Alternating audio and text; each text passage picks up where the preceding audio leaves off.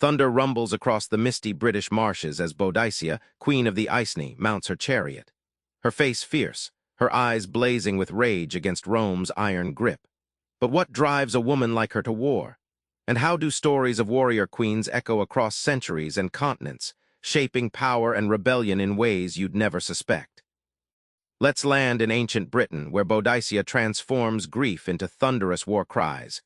This isn't just a fight for freedom, it's a woman rewriting the rules. In 60 AD, Boadicea's Iceni tribe is shattered after Rome steals treasures and humiliates her family. When her daughters are whipped and her estates seized, Boadicea mounts her chariot, rallying disjointed tribes around a burning desire to raise Roman settlements from Camulogenum to Londinium. She leads thousands into battle, wielding vengeance like a scythe, burning the colonizers' world to ash. Think of Boadicea as a magnetic storm. Her rage doesn't just destroy, it pulls fractured tribes into a fierce unity. Like iron filings around a magnet, her charisma and defiance channel raw pain into collective power. This is leadership born from extraordinary grief and sheer will.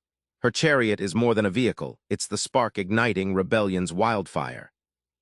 The rebellion topples Roman authority briefly, but invites brutal retaliation.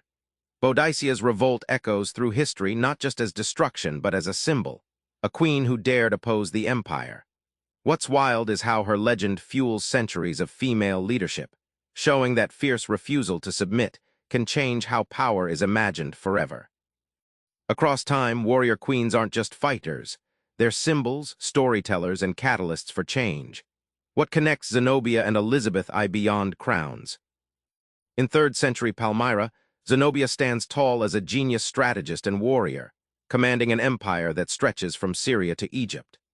Unlike typical conquerors, she blends culture and cruelty, ruling cities with fierce autonomy, challenging Rome's vast empire not just with armies but with ideas of sovereignty and pride, making her a legend far beyond the desert sands.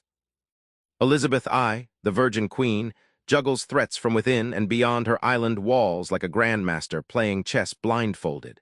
She uses theatricality, intelligence, and calculated mercy to keep factions loyal and enemies guessing. Her court becomes a stage where political survival depends on mastering symbolism as much as swordplay. Together, these queens sculpt national identities as much as borders. Their stories teach us power wears a queen's silhouette, blending the personal with the political.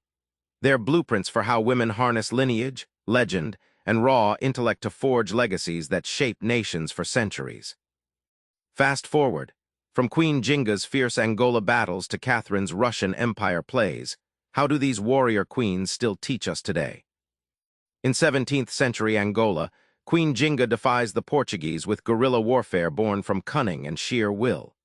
She uses terrain, deception, and daring diplomacy to protect her people, proving that battlefield success isn't just brute force but mastering logistics and mindset in hostile lands. Catherine the Great, ruling 18th century Russia, takes a different battlefield, the salons of enlightenment and the halls of empire. She modernizes law, education, and governance, wielding power through reform and ruthless political calculation. A reminder that fighting empires today often means fighting ideas and institutions, not just armies. These stories ripple into modern leadership lessons. Warrior queens remind us that true power is a blend. Adapt like Jinga on rough terrain, think like Catherine in intellectual battles, and always anchor leadership in resilience and vision. Their legacies prove women's leadership is timeless, tactical, and transformative. Back on that misty marsh, Boadicea's fury still cracks the sky, reminding us leadership isn't about fitting in but standing out with courage. So here's your takeaway. Next time you face a challenge, channel that warrior queen fire. Build alliances fiercely, think strategically, and don't just fight for power, fight to change the story. Because histories aren't only written by victors but by fearless dreamers. Subscribe for more book summaries like this one.